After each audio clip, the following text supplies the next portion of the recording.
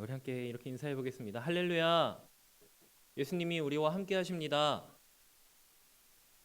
예수님이 이곳에 계십니다. 아멘. 우리 이곳에 함께 계시고 우리 예배를 받으시는 주님, 우리 함께 예배했으면 좋겠습니다. 오늘 이 귀한 저녁 시간 우리가 예배하기 위해 모였는데요.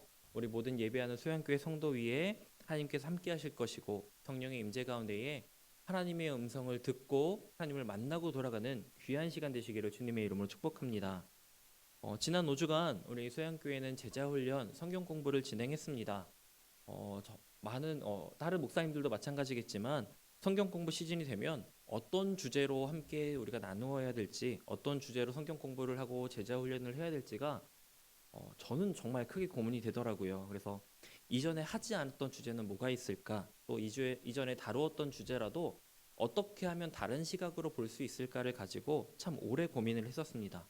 그래서 주제를 정하는 것부터가 참 어려웠고, 그렇게 이번에도 여러 주제를 두고 고민하던 끝에 저는 주제 자체는 익숙한 성경, 사복음서에 대한 주제이지만 좀 관점을 다르게 해보자라는 생각으로 접근을 했습니다. 그래서 사실 사복음서, 마태복음, 마가복음, 누가복음, 요한복음은 우리가 설교에서 본문으로 많이 인용하는 만큼 우리는 이미 수도 없이 그 본문들을 연구해 왔고 설교를 들어왔고 또 다양한 관점들에 대해서 우리가 이미 알고 있는 부분이 있었습니다. 그래서 더 조심스럽기도 했지만 여러 책들을 참고하고 하다가 존 스토트라는 신학자의 책에 그 중심, 본문의 핵심 메시지를 가지고 보는 것이 아니라 그 책을 쓴 저자들이 어떠한 배경을 가지고 있었고 그것이 이 복음서에 어떤 영향을 미쳤는가 하는 관점으로 책을 쓴 것이 저에게는 굉장히 흥미롭게 다가왔습니다. 그래서 이 5주간의 성경 공부 기간 동안 그 본문 하나하나의 구절을 학문적으로 파헤치고 들어가기보다 각 복음서를 기록한 저자들이 어떤 배경과 상황 가운데 있었고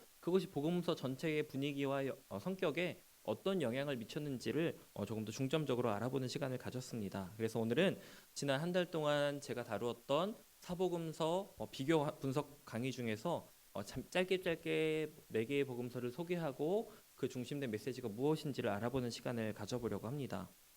먼저 마태복음은 1장부터 28장까지 기록을 합니다. 총 28장까지 그 내용 중에는 예수님의 탄생을 예고하는 것에서 시작해서 아브라함과 다윗의 자손 예수 그리스도를 소개하고 더 나아가서 이제 이방인을 제자로 삼는 사명을 위임하기까지 예수님의 이 공생의 사역부터 죽으시고 부활하신 이후에 온 열방을 제자 삼는 것까지 예수님에 대한 명령이 기록되고 있고요.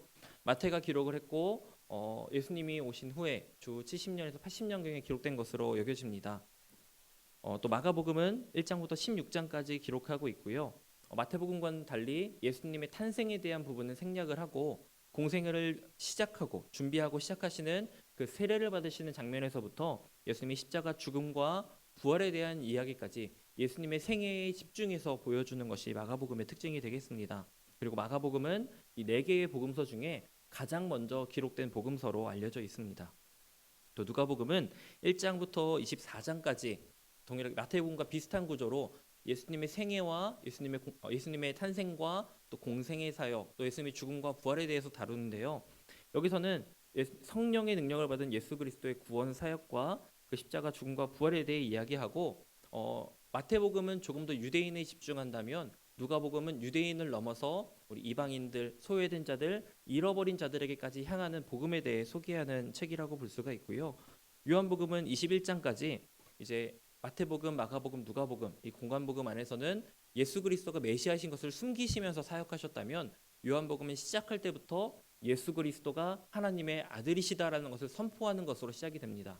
그래서 예수님의 족보라던가 출생, 그런 생애에 대한 배경은 이야기하지 않고 시작할 때에 말씀이 육신이 되어 이 땅에 오신 예수 그리스도를 소개하고 하나님의 아들 예수 그리스도가 이 땅 가운데서 많은 표적을 행하시면서 하나님의 구원을 이루어 가시는 것을, 그 사역을 전하시는 것을 우리에게 보여주고 있습니다.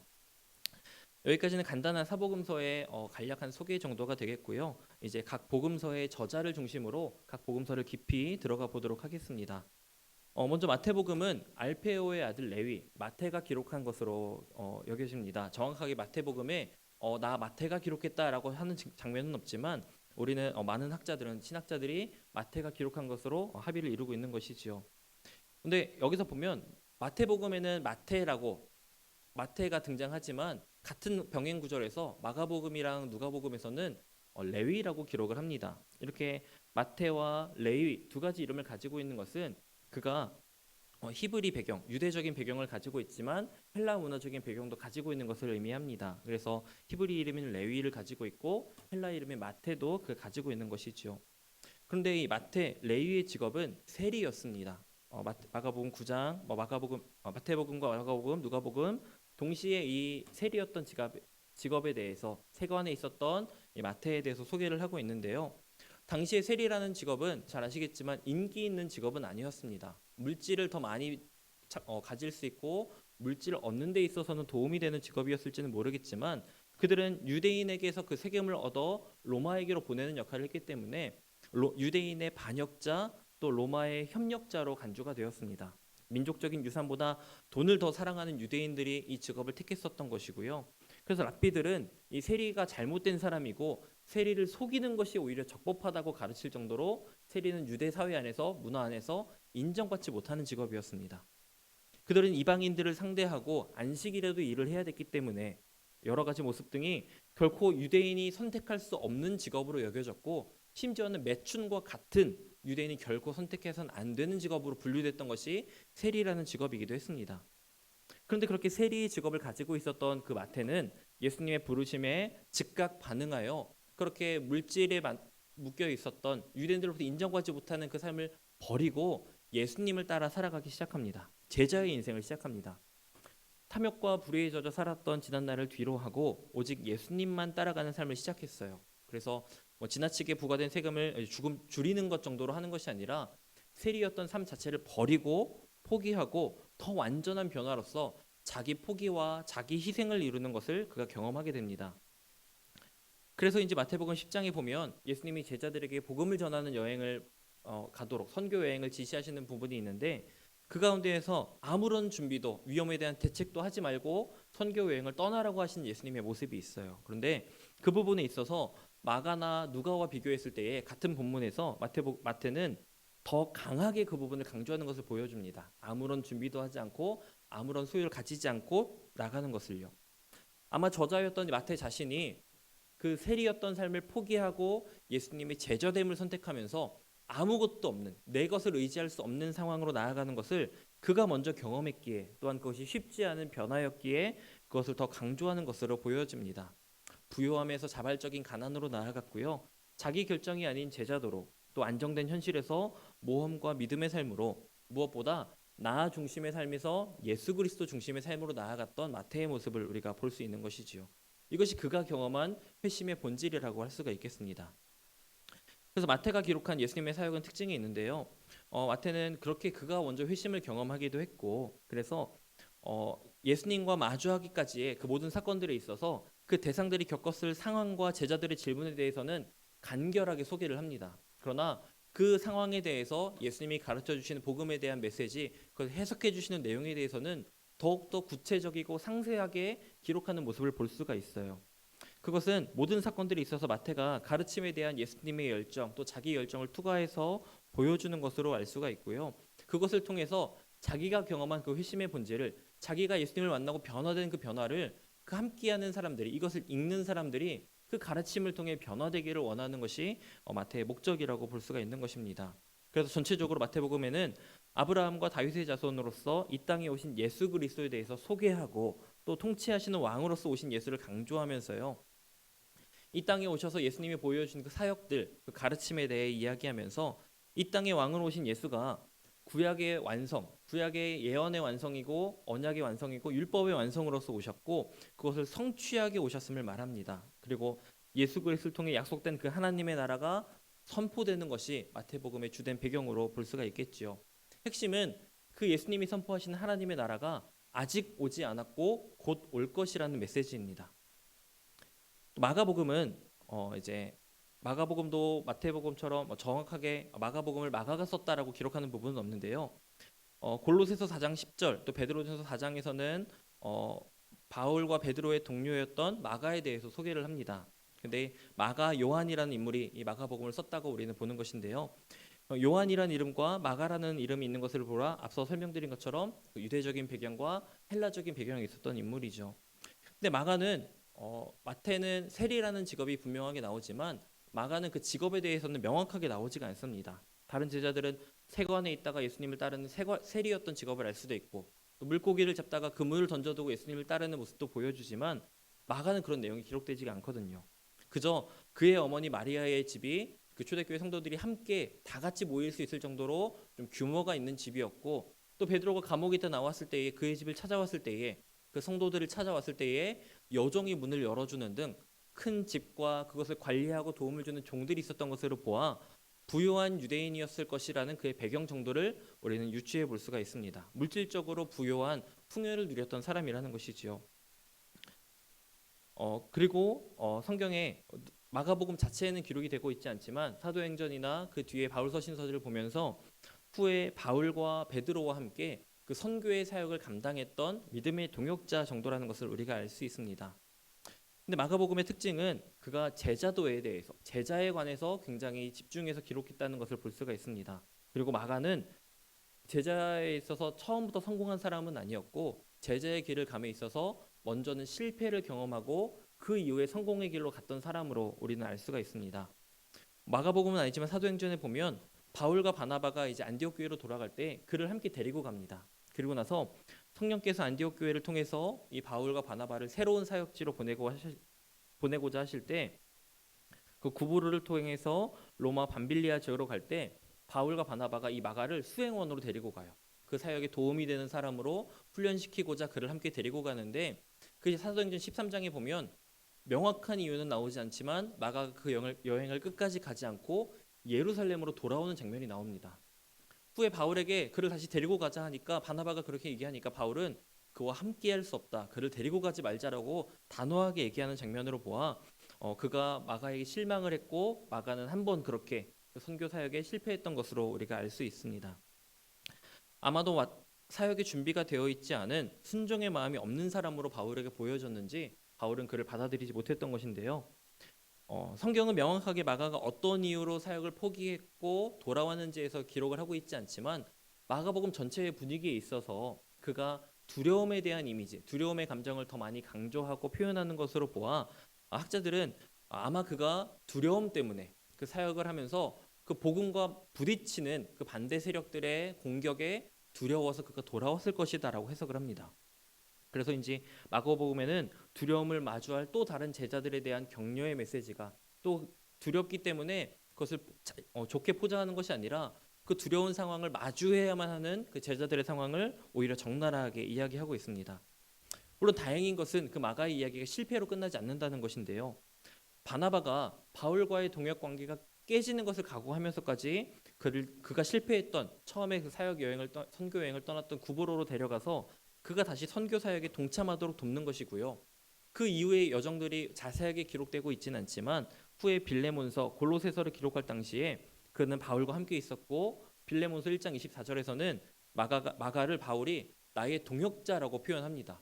그와 나와 함께 할 수 없다고 거절했던 인물을 나의 동역자라고 소개하고요. 디모데후서 4장에서는 디모데에게 마가를 함께 데려오라 얘기하면서 그가 나의 일에 복음 전하는 일에 유익하다라고 소개를 합니다. 두려움 때문에 한번 실패를 경험했지만 다시 한번 그 두려움을 직면하고 그 두려움을 이겨내고 온전한 그 선교의 복음의 전달자로서 제자의 삶을 살아낸 것이 이 마가라는 사람이었던 것이지요. 그래서인지 그는 그렇게 두려움 가운데 실패를 경험했기 때문인지 마가복음에서 기록되는 베드로의 실패는 너무도 뼈아프게 그려집니다. 우리가 잘 아는 장면이죠. 예수님과 제자들이 이야기할 때에 예수님이 제자들이 너희가 나를 버릴 것이다 라고 말씀하실 때에 베드로는 내가 결코 다 버릴지라도 나는 그리하지 않겠나이다 라고 마가복음에서 이야기하고요. 마가복음에서는 특별히 내가 주와 함께 죽을지언정 주를 부인하지 않겠나이다 라고 고백을 합니다. 너무 위대한 믿음의 고백이고 사랑하는 마음이 느껴지는 장면이죠. 그런데 그 모습을 알고 있지만 71절에 가면 저주하여 맹세하되 마지막에는 나는 너희가 말하는 이 사람을 알지 못하노라 하는 베드로의 장면까지도 그려집니다. 베드로는 예수님을 사랑하는 제자였고 예수님이 사랑하시는 제자였지만 그는 예수님을 저주하며 모른다고 하는 실패를 경험했고 그러나 그가 후에 복음을 전하는 사람이 되어 마가와 동역하며 이 마가복음의 기록은 사실 베드로의 설교로 이루어졌다고까지 하거든요. 그렇다는 것을 보면서 그 실패를 함께 경험하고 그 두려움을 이겨냈던 마가와 베드로는 서로 동질감을 느끼면서 서로 긴밀한 관계로서 사역을 했던 것으로 여겨집니다.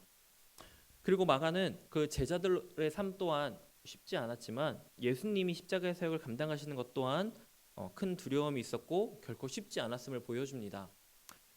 사실 예수님에 대한 메시아에 대한 기록이라고 보기에 1장부터 16장까지의 기록은 굉장히 짧게 보여집니다. 그런데 이 16장의 기록 중에 10장 이후에 뒤에 부분에 3분의 1 가량이 예수님의 공생의 3년 중에 딱 일주일 예수님이 십자가 고난을 당하시고 죽으시고 부활하시는 장면이 그 전에 공생의 사역을 다 다룬 10장의 내용보다 그 뒤의 내용에 더 짧은 시간을 더 많은 공간에 할애해서 기록한 것을 보여주고 있습니다.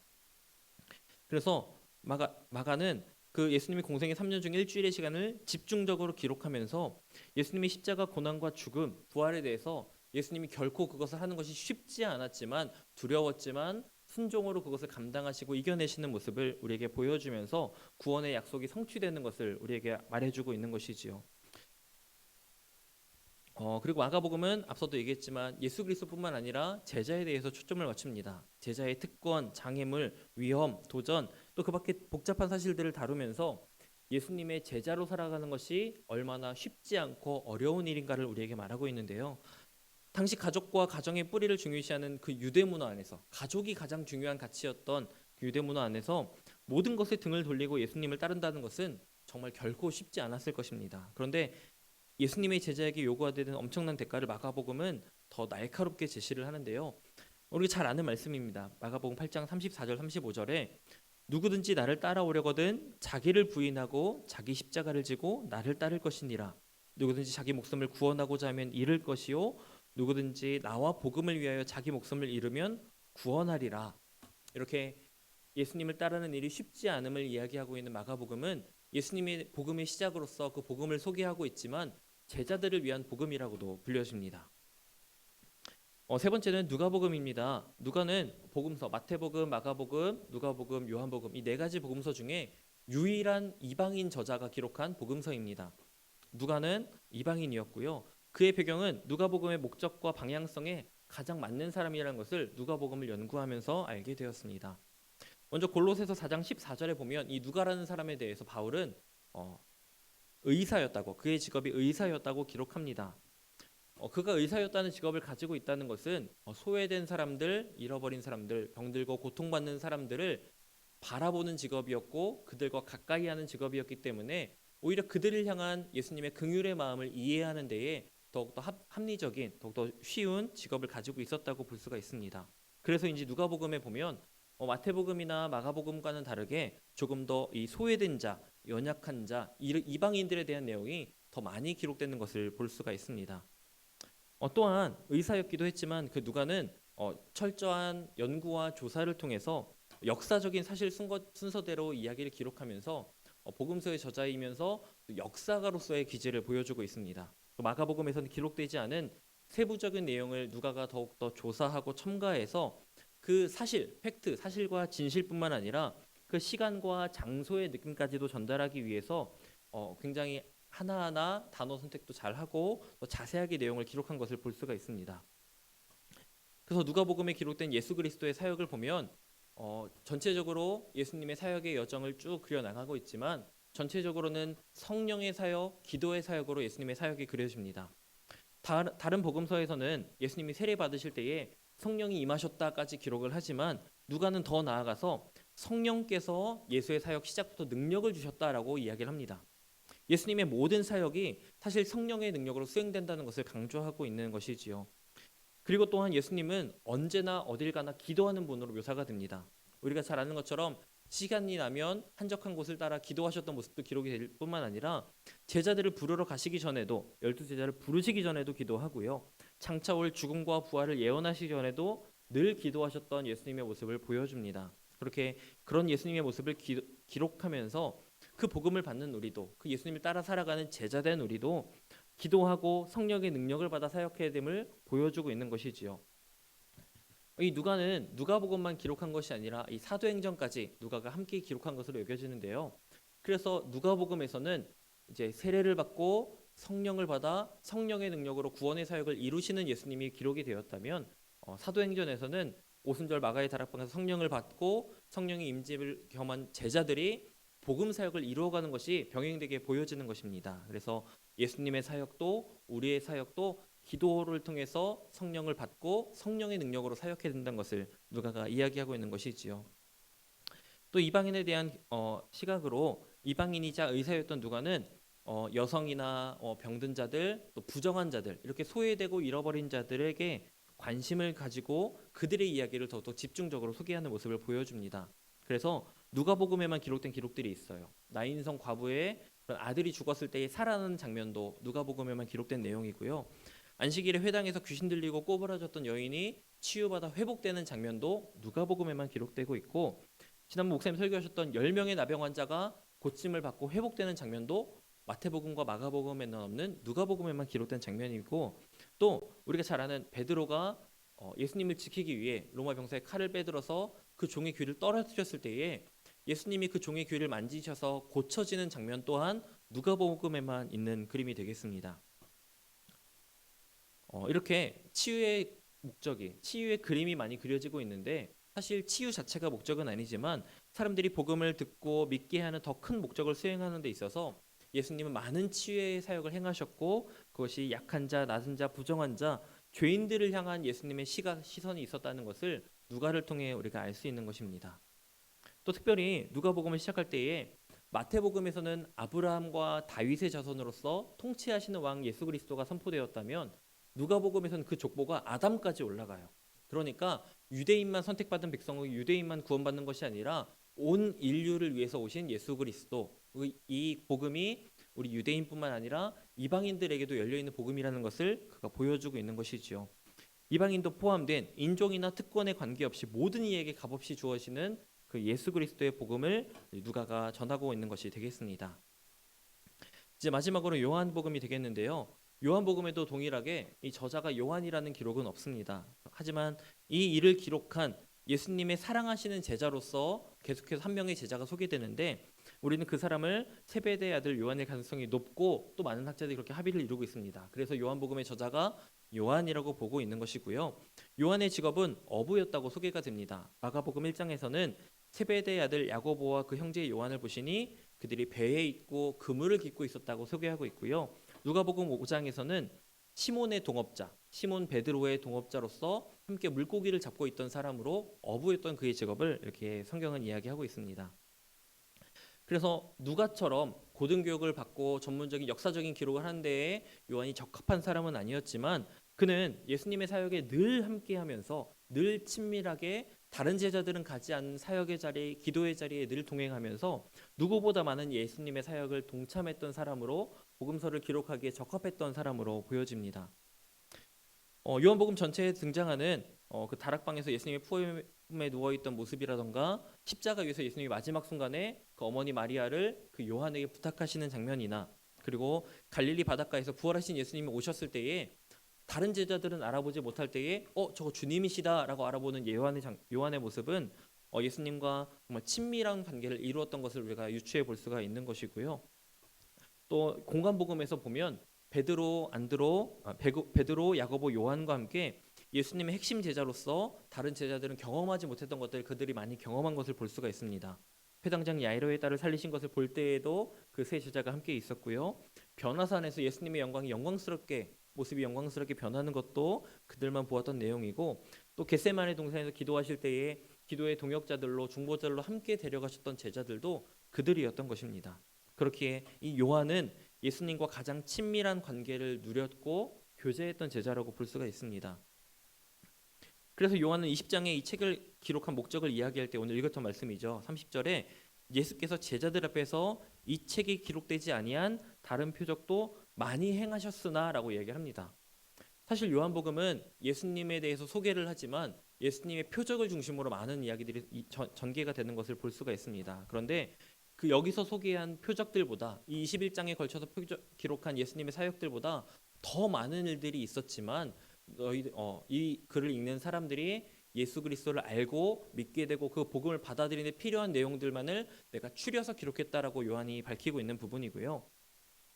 하나님의 아들로서 영적인 권위를 가졌던 그런 표적을 행하시고 기적을 행하시고 능력이 있었던 하나님의 아들로서의 예수 그리스도를 요한은 이야기합니다. 그리고 요한복음 전체에 있어서 유대인의 절기들, 그 사상들을 많이 소개해요. 유월절, 초막절, 수전절, 이 유대 절기들을 이야기하고 유대 절기와 관련된 사건들, 표적들을 소개하면서 그것들이 예수 그리스도를 통해 다시 한번 재해석되고 완성되어져 가는 것을 요한이 이제 소개하고 있는 것입니다. 그리고 요한복음은 사실 마태복음, 마가복음, 누가복음과는 다른 견해로 기록이 되어 있어요. 공간복음은 같은 시각을 가지고 있기 때문에 같은 시각으로 보는 복음서를 이야기하는데 마태와 마가와 누가복음은 예수님의 생애를 중심으로 그 사역의 복음의 사역을 기록한다면 요한복음에서는 그 예수님의 행적을 다르게 기록하다 보니까요. 마태, 마가, 누가복음은 우리가 같은 기적의 사역들이 여러 모습으로 기록되는 것을 볼 수가 있어요. 같은 사건이 여러 복음서에 기록을 하고 있는데 요한복음만큼은 오병이어의 기적을 말고는 모든 표적이 요한복음에만 기록된 내용들입니다. 그러니까는 분명하게 마태, 마가, 누가복음에 기록된 예수님과는 다른 예수님을 보여주기 위해서 요한이 목적했다는 것을 우리가 알 수 있고요. 그래서 요한은 복음서를 통해서 하나님의 아들 예수 그리스도를 소개합니다. 처음에 그 사역을 시작하시면서 물을 포도주로 변화시키면서 기존의 질서를 무너뜨리시고 기존의 질서가 아닌 새로운 질서를 부여하시는 예수님을 소개하고요.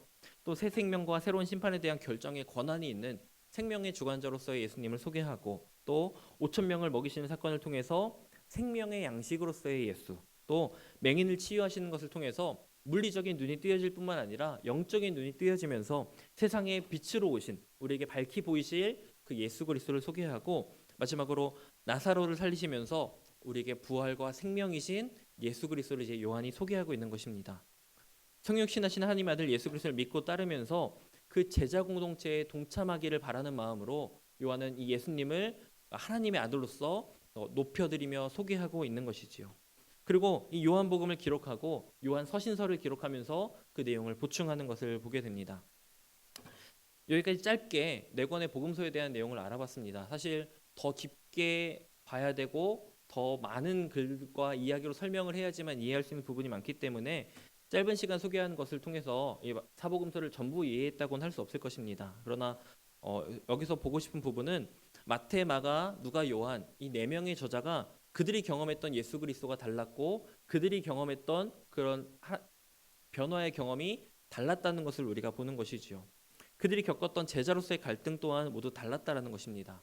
그러나 그들은 한 성경 안에서 성령의 감동하심으로 복음서를 기록했고 그들이 기록한 내용이라든가 관점이라든가 그런 강조점에 대해서는 조금씩 부분적인 차이가 있겠지만 결국 핵심은 예수 그리스도의 이야기라는 것을, 예수 그리스도의 복음이라는 하나의 주제를 그들이 얘기하고 있다는 것을 우리는 알 수가 있습니다. 네 권의 복음서, 네 명의 저자, 네 명의 다른 배경과 관점을 가지고 있지만 공통점은 예수 그리스도의 복음, 하나님의 사랑과 구원의 성취를 이야기하고 있다는 것이지요. 다른 관점과 다른 배경의 이야기지만 결국 그것을 보는 사람들이 각각의 복음서에 따라서 풍성한 예수님의 가르침과 그 복음을 이해하는 데에 도움을 주는 역할을 각각 복음서가 하고 있다는 것입니다. 병든 자가 고침받고 죽은 자가 살아나고 수많은 논쟁과 가르침 속에 하나님의 아들 예수 그리스도를 선포하고 있습니다. 핵심은 이것입니다. 모든 인간이 죄인이고 스스로를 구원할 수 없는 존재이지만 죄로 인해 심판받아 영원한 죽음에 속한 우리를 불쌍히 여기시고 사랑하시는 그 하나님이 예수 그리스도를 이 땅에 보내셔서 예수님이 나를 대신해서 나의 죄를 대신 지고 죽으셔서 나의 죄의 문제를 해결해 주셨다는 것입니다. 성육신하셔서 하나님의 인간의 몸을 입고 우리에게 오셨고 우리의 죄를 지시고 대신 죽으셨다가 죽음을 이기신 그 부활하신 예수 그리스도의 생명이 우리에게 있음을, 하나님께 있음을 증거하고 있는 것입니다. 예수님은 우리를 사랑하신 하나님이시고 우리 죄를 용서하실 수 있는 권위를 가지셨고 또한 생명을 다해 우리를 구원하신 구원자 그리스도로 소개하고 있습니다. 그리고 이제 우리는 그 사실을 믿기만 하면 구원받을 수 있음을, 구원받기 위해서는 그 예수 그리스도를 믿어야 함을 이 네 개의 복음서가 공통적으로 증언하고 있는 것이지요. 예수님이 하느님이 아들이신 것, 그리고 그분이 나의 모든 죄를 이미 해결해 주셨다는 것, 그리고 여전히 살아계시면서 여전히 하나님 우편에 앉아 계시며 우리를 위해 중보하고 계시는 분이 나를 사랑하신, 나를 위해 대신 죽으신 그 예수 그리스도라고 이 네 개의 복음서가 동일하게 이야기하고 있습니다. 오늘 읽었던 말씀에서 요한이 말씀하듯 이 복음서들이 기록된 이유, 그 목적은 우리가 예수님께서 하나님의 아들 예수 그리스도이심을 믿게 하려는 것입니다. 그냥 이 땅에 존재했던 한 사람이 아니라 그가 하나님의 아들이심에도 불구하고 나를 위해 이 땅에 오셨음을, 또 그 이름을 믿고 힘입어서 영생을 얻게 하려는 것이 요한이 기록한 요한복음의 기록의 목적이지만 더 나아가 네 개의 복음서가 기록된 중요한 목적이라고 볼 수 있는 것입니다. 저는 저와 여러분에게 이런 믿음이 있기를 원합니다. 지적으로 동의하는 일시적이고 현세적인 믿음에 머무는 것이 아니라 정말 이 예수 그리스도의 복음의 이야기를 들을 때에, 십자가 죽음과 부활과 그 구원의 소식을 들을 때에 그것이 나에 대한 이야기로, 나를 위한 이야기로 받아들여지면서 그것이 믿어지는 자에게는 영원한 생명이 주어진다고 이 성경은 약속하고 있습니다. 마태가 이야기했던 것처럼 하나님의 나라는 아직 오지 않았습니다. 그러나 곧 오실 것을 기억하며 우리는 매 순간 깨어 기도하며 그 날을 준비해야 될 것입니다.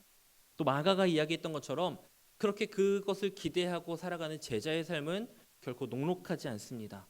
두려움으로 인해, 믿음의 연약함으로 인해 포기하고 돌아서고 싶은 상황이, 도망치고 싶은 상황이, 모른다고 부정하고 싶은 상황이 너무도 많이 찾아올 것입니다. 그러나 끝까지 순종하여 그 세상을 이기신, 죽음을 이기시고 부활하신 예수 그리스도를 닮아가는 제자로서 우리도 끝까지 그 제자의 삶을 살아가야 할 것입니다. 그리고 누가가 이야기했던 것처럼 그 복음은 선택받은 백성, 그 일부의 사람들만을 위한 것이 아닌 아담으로부터 이어지는 모든 인류에게 향한 이방인들과 모든 소외되고 잃어버린 자들에게까지 포함되는 그들을 향한 복음이라는 것을 기억하면서 내게 허락하신 그 복음을 나 또한 그것을 전하며 살아가기 위해 노력해야 될 것이고요. 마지막으로 요한처럼 예수님을 친밀히 경험하고 인격적인 변화를 누리면서 그냥 다른 사람 이야기가 아닌 내가 경험한 예수 그리스도, 나를 구원하신 예수 그리스도, 나를 변화시키신 예수 그리스도에 대해서 전하는 삶을 살아가야 되는 것이 복음서가 우리에게 말하고 있는, 하나님이 오늘 우리에게 바라시는 우리 제자들의 모습이라고 생각합니다. 내게 주신 그 예수 그리스도의 생명, 그 복음의 은혜를 충만하게 누리면서 살아가는 저와 여러분이 되시기를 주님의 이름으로 축복합니다. 기도하겠습니다.